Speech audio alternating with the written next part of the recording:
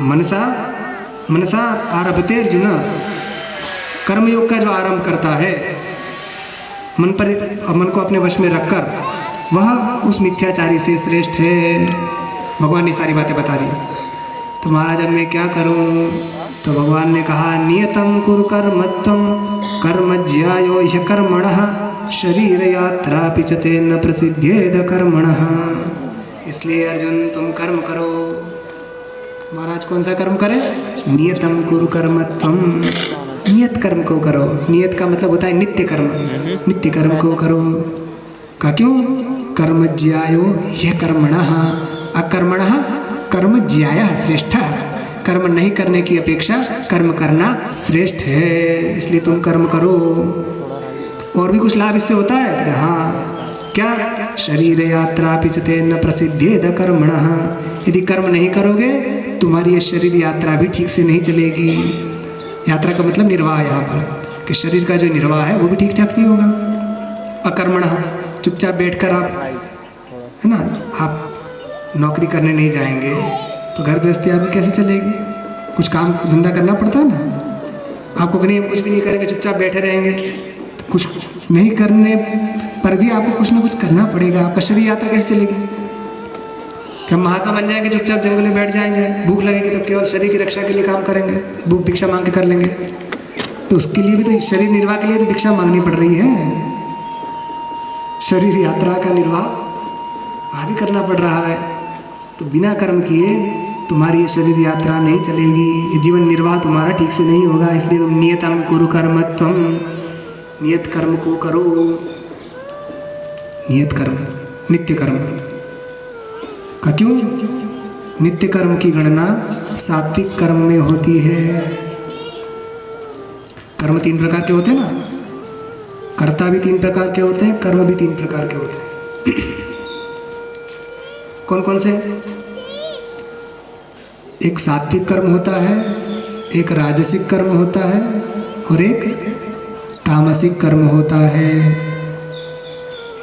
तो सात्विक कर्म करने वाले को सुख मिलता है, राजसिक को दुख मिलता है और तामसिक जो है वो मूढ़ अज्ञान में गिरा रहता है, उसका तो बिल्कुल पतन है। अज्ञान, मोह, ये सब उसका काम है। तो क्या है? सात्विक कर्म कौन से हैं, राजसिक कौन से हैं, तामसिक कौन से हैं? तो इसका वर्णन भगवान ने 18वें अध्याय में भगवान ने बताया है। 3 प्रकार के सब बताए खड़े। तो वहाँ पर कहा है नियतं संगरहितं अरागद्वेषतः कृतं अफलप्रेप्सुना कर्म यत्तत् सात्विकम् उच्यते। नियतं संगरहितं, नित्य कर्म। नित्य कर्म में जैसे संध्या वंदन आदि है ना, और जिनका वो अधिकार नहीं है गायत्री आदि में, उन लोगों के लिए, अपना जो महिलाओं के लिए जो अपनी घर गृहस्थी चलाना, वही उनका नित्य कर्म है। पति की सेवा करना, बच्चों को पढ़ाना लिखाना, अच्छे संस्कार देना, घर की साफ सफाई करना, ये उनके नित्य कर्म में आ जाता है। रोज से भोजन बनाना। और बाकी जिनके जो नित्य कर्म में जो अधिकारी लोग हैं उनके लिए संध्या है, अग्निहोत्र है, ये सब भी नित्य कर्म में आता है। तो नित्य कर्म ये जो सात्विक कर्म है। नियतम संगरहितम, संगरहित मतलब आसक्ति रहित जो हम कर्म करते हैं वह कर्म सात्विक कर्म है। अरागत द्वेषतः कृतम, राग और द्वेष को छोड़कर जो कर्म किया जाता है वह सात्विक कर्म होता है। और अफल प्रेप्सुना कर्म, और बिना फल की इच्छा के जो कर्म किया जाता है वह सात्विकम् उच्यते, उसको सात्विक कर्म कहते हैं। ठीक है। राजसिक कर्म किसे कहते हैं? यत्तु कामेप्सुना कर्म साहंकारेण व पुनः क्रियते बहुलायासं तद्राजसमुदाहृतम्, ये राजसिक कर्म है। तो यत्तु कामेप्सुना कर्म साहंकारेण व पुनः, तो कामना से हम जो कोई कर्म करते हैं वह राजसिक कर्म हो जाता है। सकाम कर्म राजसिक कर्म है। और साहंकारेण व पुनः, अहंकारेण सह, अहंकार युक्त जो हम कर्म करते हैं, मैंने किया, छाती ठोक कर मैंने किया, जो अहंकार है ना, ये राजसिक कर्म है। क्रियते बहुलायासम, और बहुलायासम, बहुत भारी, जिसमें प्रयास किया गया हो। जैसे पार्टी रखते हैं ना, वो मैरिज पार्टी और क्या क्या होता है ना, कितनी मेहनत करनी पड़ती है उसमें, इसको बुलाओ, इसको बुलाओ, वो करो, वो करो, बड़ी भारी बिल्डिंग बनानी हो या बड़ा भारी कोई बहुत भारी फंक्शन रखना हो, ऐसे जिसमें बहुत ज़्यादा धन खर्च हो, बहुत ज़्यादा शारीरिक श्रम हो, बहुत ज़्यादा मानसिक श्रम हो, ऐसे जो बड़े बड़े कर्म हैं वो कोई परमात्मा की प्राप्ति के लिए तो होता नहीं, तो उसको राजसिक कर्म कहा गया है। बहुलायासम राजसम तदुदारतम, उसको राजस कर्म कहा गया है। क्या तामसिक कर्म कौन से हैं? तो भगवान ने बताया अनुबंधम क्षयम हिंसाम अनपेक्ष्य च पौरुषम मोहादारभ्यते कर्म यत्तत्तामसमुच्यते। तो अनुबंधम, अनुबंध किसे कहते हैं? पश्चात भावी अनर्थ को, परिणाम के अनर्थ को जो जाने बिना कर्म प्रारंभ कर देते हैं, जिसमें हमारा परिणाम में हमारी हानि हो, वो अनुबंध है। पश्चात भावी अनर्थ, लोग कर्म शुरू कर देते हैं मगर उसमें हानि अपनी होती है, उसको बिना ध्यान में रखे ही कर्म कर दिया शुरू। कर्म वो करना चाहिए ना जिसमें लाभ हो, हानि वाला, जैसे शराब पीना है, शराब पी लिया तो हानि है ना, इस लोक में भी हानि, मरने के बाद भी हानि है। तो ये तामसिक कर्म है। क्षयम, क्षय मतलब जिसमें हमारा क्षय होता हो। क्षय मतलब किस प्रकार का?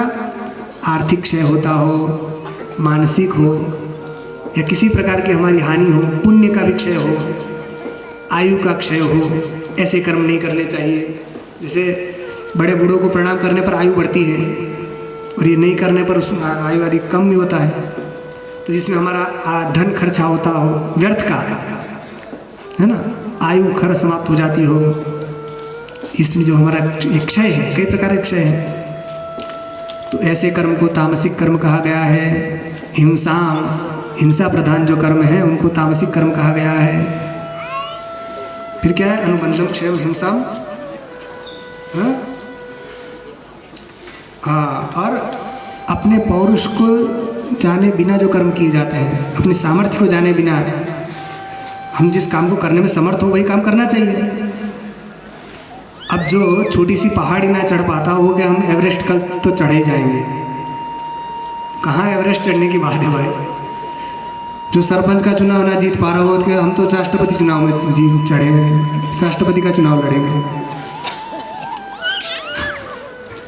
तो भैया जिसकी जितनी कैपेसिटी उतना काम करना चाहिए।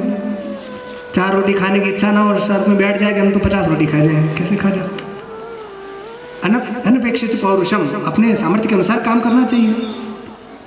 और मोहाद आरभ्यते कर्म तत्तामसमुच्यते, मोहपूर्वक जो कर्म प्रारंभ किया जाता है उसको तामसिक कर्म कहा जाता है।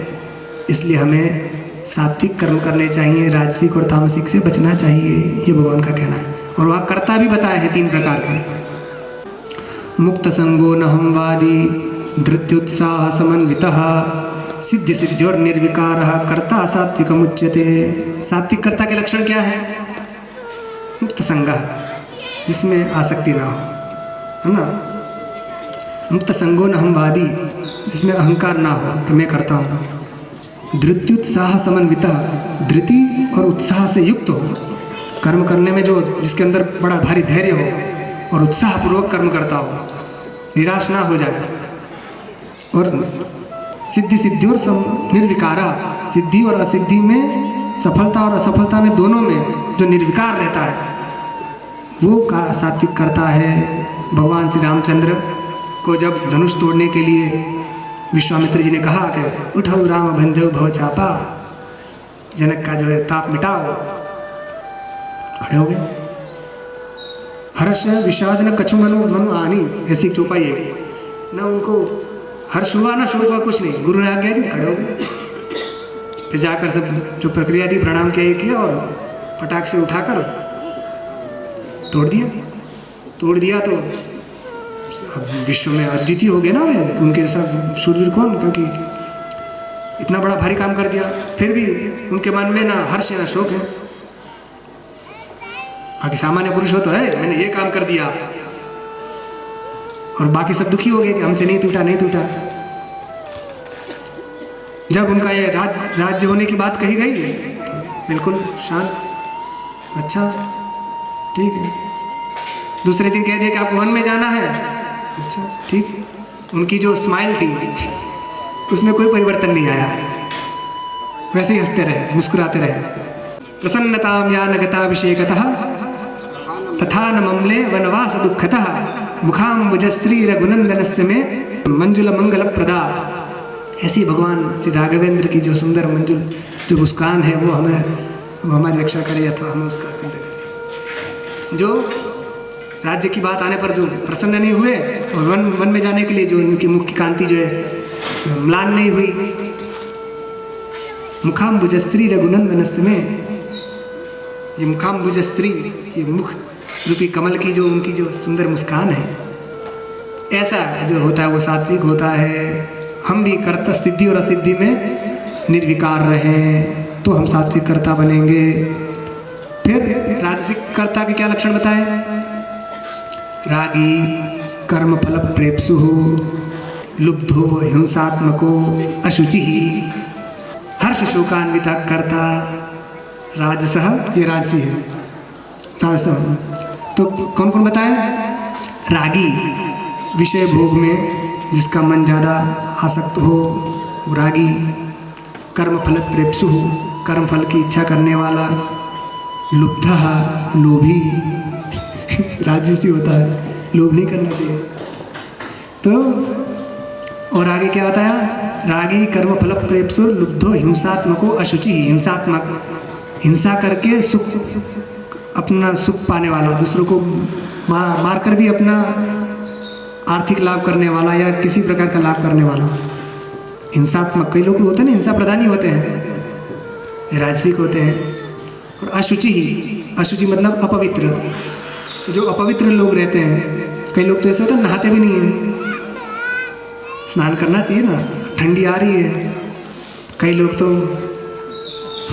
सपरते ही नहीं है, ठंड में कौन सपरेगा, भैया ने सपरना पड़ेगा। तो स्नान करना चाहिए।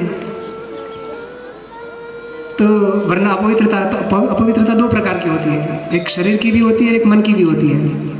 तो शरीर की तो पवित्रता रखनी चाहिए, उसके साथ साथ मन की पवित्रता ज़्यादा प्रमुख है। तो मृत जल आदि से बाहर की शरीर की शुद्धि होती है, मिट्टी और जल से। हाथ धोना होता है ना, मिट्टी से हाथ धोते हैं और जल, इससे बाहर की शुद्धि होती है।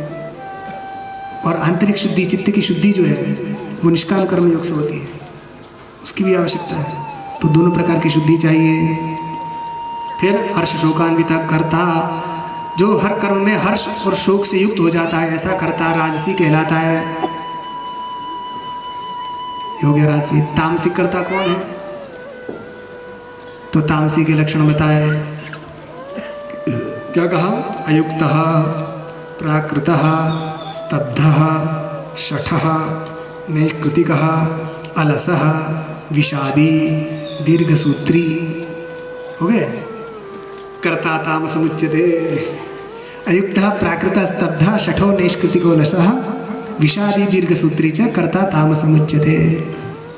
ये तामसिक कर्ता है। अयुक्त कहते हैं अव्यवस्थित चित्त वाले को, जिसका चित्त स्थिर न हो, चंचल, इसको अयुक्त कहते हैं। अयुक्तः। प्राकृतः, प्राकृत मतलब पामर, जिसको विवेक नहीं है, क्या करना चाहिए क्या नहीं करना चाहिए इसका ज्ञान नहीं है, उसको कहते हैं प्राकृत। जैसे बच्चा होता है ना, बालक, प्राकृत शिशु, बच्चे को कहाँ ज्ञान होता है, कहाँ लघुशंका करनी है, कहाँ मलमूत्र का त्याग करना है, कब खाना है, कब सोना है, कुछ नहीं। ऐसे जो पामर जन होते हैं उनके लिए, तो जो प्राकृत लोग हैं वो तामसी होते हैं, जिनको कुछ पता नहीं है कहाँ बैठना चाहिए, कैसे बैठना चाहिए, क्या बोलना चाहिए, क्या नहीं बोलना चाहिए। स्तब्धा, स्तब्धा मतलब घमंडी, किसी के सामने झुके नहीं। कई होते हैं ना, हम थोड़ी झुकेंगे, अकड़ के चलते हैं। बड़े महात्मा आ जाए, कोई बड़ा आ जाए तो भी है, गुरु आ जाए तो भी अकड़ के रहने वाले होते हैं। कई काकभूषुंडी जो गुरु जन्म में देते हैं, गुरु का अपमान करने के कारण तो 1000 जन्म उनको लेना पड़ा, गुरु के आने पर खड़े भी नहीं हुए। घमंड, नमन्ति शुष्क वृक्षाश्च मूर्खाश्च न नमन्ति कदाचन। नमन्ति फलिनो वृक्षाः नमन्ति गुणिनो जनाः। जिस वृक्ष में फल लग जाते हैं तो वो अपने आप झुक जाते हैं। इसी प्रकार जो गुणवान होते हैं वे अपने आप विनम्र हो जाते हैं, मगर जो शुष्क वृक्ष होते हैं ठूठ, उसे किसी के सामने झुकता है? जैसा खड़ा वैसे ही खड़ा, उसमें फल भी नहीं लगने। और मूर्खाश्च, जो मूर्ख व्यक्ति है वो न नमन्ति कदाचन, किसी को नमस्कार नहीं करते हैं। तो विनम्रता के जिसमें अभाव हो वो व्यक्ति तामसी कहलाता है, वह करता। शठः, शठ मतलब छल करने वाला, दूसरों को ठगते हैं ना बहुत सारे लोग। आजकल तो कितने सारे बैंक में घोटाला कर लिया, कुछ मोबाइल में भी न जाने क्या क्या ठगने की प्रक्रिया आ गई, कैसे कैसे लोगों को लूट लेते हैं। तो भगवान को छल कपटी लोग पसंद नहीं है। निर्मल मन दिन सो मोहि पावा, मोहि कपट छल छिद्र न भावा। कपटी छल छिद्र वाले जो हैं वो भगवान को प्रिय नहीं होते हैं, क्योंकि वो तामसी है। शठो नैकृतिक, दो पाठ है। नैष्कृतिक जो है गीता, उसमें तो नैकृतिक पाठ आया है, मगर शंकर भाष्य में दूसरी जगह नैकृतिक ऐसा ही पाठ है। तो वहाँ नैकृतिक का अर्थ किया है कि दूसरों की पर वृत्ति का हरण करने वाला, नाश करने वाला, दूसरों की वृत्ति का, आजीविका का हनन करने वाला वो नैकृतिक है। और दूसरी एक व्याख्या ये भी है कि मन वचन कर्म से दूसरों को पीड़ा पहुंचाने वाला, वो भी है नैकृतिक। तो ये तामसी है। और अलसः, आलसी, आलसी व्यक्ति को तामसिक कर्ता कहा जाता है। होते हैं ना आलसी, बड़े भारी भारी होते हैं आलस। एक बार क्या हुआ, एक गुरु के दो चेला थे। तो गुरु जी पूजा करने बैठे, पूजा करते करते तुलसी की जरूरत पड़ी, तो गुरु जी ने कहा कि बेटा जाओ तुलसी पत्र ले आओ। तो चेला जी ने क्या सोचा, करे वहाँ दूर जाना पड़ेगा, बगीचे से दूर जा लेकर आओ, इतना कौन चले। तो उसने पूछा, गुरु जी तुलसी पत्र कैसा होता है, ताकि हम ऐसा कहेंगे तो गुरु जी समझेंगे इसको पता ही नहीं है, क्या लेकर आएगा। तो दूसरा चेला बैठा था, वो समझ गया कि यदि ये ऐसा कह रहा है तो कहीं मुझे गुरु जी ना कह दें कि तुम ले आओ। तो तुरंत बोला, अरे तुमने देखा नहीं वो केले के पत्ते जैसा बड़ा बड़ा होता है तुलसी पत्र। बताओ कैसे आदमी हो तुम, वो केले के पत्ते नहीं देखे इतने बड़े बड़े, ऐसे तुलसी पत्र होते हैं। तो उसने इसलिए कहा कि मेरी बारी भी ना आए कि मुझे ना कह दे ले आने के लिए। तो गुरु समझ गए, गुरु तो गुरु ही होते हैं ना, चेला कितना भी बुद्धिशाली हो गुरु से आगे नहीं बढ़ सकता। तो गुरु समझ गए कि ये दोनों आलसी हैं, अलाल नहीं जा रहे हैं, उनको लेने जाना नहीं है। गुरु उनका, अच्छा एक काम करो, जिस चौकी पर बैठे थे ना, मेरी चौकी को उठा कर बगीचे में ले चलो। कहा क्यों? कि वहीं मैं तुमको तुलसी का पत्र दिखा भी दूंगा और वहीं पूजा भी वहीं कर लूँगा, और रोज़ फिर तुम जो है रोज़ इस तरह से करेंगे जब तक तुम्हें उसका पहचान ना हो जाए। फिर दोनों को उठा के ले जाना पड़ा गुरु को वहाँ। नहीं अब क्या बोले, वो कहते केले के पत्ते जैसा होता है वो। जो आलसी लोग होते हैं उनको ज़्यादा काम करना पड़ता है। कई लोग होमवर्क समय से नहीं करते हैं, बच्चे छोटे होते हैं, तो फिर उनको पनिशमेंट मिलता है ना। पहले एक बार लिखने का होता है, फिर नहीं किया तो कि जाओ 5 बार लिख के आओ, ज़्यादा काम करना पड़ता है ना। ये आलसी लोग होते हैं, वो तामसिक कर्ता कहलाते हैं। इसी प्रकार विषादी दीर्घ सूत्री च, विषादी मतलब विषाद करने वाले हैं। अर्जुन भी जो है विषादी हो गया था, अर्जुन को विषाद हो गया था ना। प्रथम योग जो है विषाद योगी तो है अर्जुन का, अर्जुन विषाद योग। तो अर्जुन तामसी हो गया था। विषाद होना तामस का लक्षण है, तो उसको तो युद्ध करना है तो रजोगुणी होना चाहिए ना। तो रजोगुण को भी छोड़कर तामसी हो गया है। तो भगवान उसको रजोगुण से भी ऊपर उठाना चाहते हैं, है ना, क्योंकि रजोगुण में भी रहेगा तो उसका फल दुख है। इसलिए भगवान उसको रजोगुण से ऊपर उठाने के लिए कह रहे हैं, तुम तो तमोगुण में आ गए हो। त्रैगुण्य विषया वेदा निस्त्रैगुण्यो भवार्जुन निर्द्वंद्वो नित्य सत्वस्थो निर्योगक्षेम आत्मवान। नित्य सत्वस्थ हो जाओ, क्योंकि त्रैगुण्य विषय वेदा, वेद जो है त्रैगुण्य विषयक है। त्रैगुण्य विषयक मतलब संसार विषयक है, संसार का प्रतिपादन करते हैं।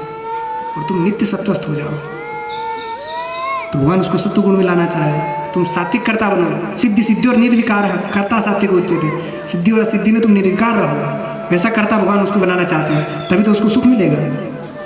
तो विषादी और दीर्घसूत्री दीर्घ सूत्री कहते हैं तत्काल जो काम करने वाला होता है उसको काम को बार डिले करते जाते हैं, खींचते जाते हैं, लंबाते जाते हैं, अभी नहीं, बाद में करेंगे, बाद में करेंगे। एक दिन का जो काम हो उसको 15 दिन तक टालते रहें या महीने भर में भी ना करें, उसको दीर्घ सूत्री कहते हैं। अपनी अदालत आजकल ऐसी हो रही है ना, कुछ दिन का केस निपटाना होता है और सालों चलता है। न्याय लेने के लिए जाता है कौन है और मिलता न जाने किसको है। दादाजी ने लगाया को पोताजी के पास समय न्याय निर्णय आता है। दीर्घ सूत्री बात को खींचता जाना, ये दीर्घ सूत्री। कई लोग होते हैं ना, एक दिन का काम पूरा करना होता है तो 15 दिन में भी नहीं करते हैं। हाँ आज कर लेंगे, कर लेंगे, परसों कर लेंगे, करते करते करते करते समय निकलता जाता है। तो वो आता है ना, स्वकार्य मध्य कुर्वीत पराह्णे चा पराह्नकम नहीं प्रतीक्षते मृत्यु कृतम वास्य न वा कृतम। कल का काम आज ही करना चाहिए, और आज का काम जो बाद में करने वाले हो, शाम को करने वाले हो, सुबह अभी कर लेना चाहिए। का क्यों?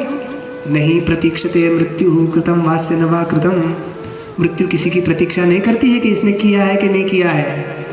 तो मौत की शहजादी सज धज के आएगी, न सोना काम आएगा न चांदी आएगी।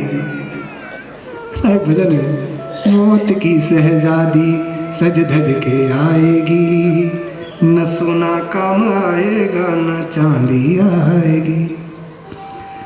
तो मृत्यु जो है वो किसी प्रतीक्षा नहीं करती कि अभी थोड़ा रुक जाइए, हमें थोड़ा टाइम दे दीजिए, हम ये काम निपटा कर फिर आते हैं। वो तो झटके से चलते चलते कहीं टपक जाते हैं, बैठे बैठे। हाँ कुछ ठिकाना नहीं कब मौत आ जाए।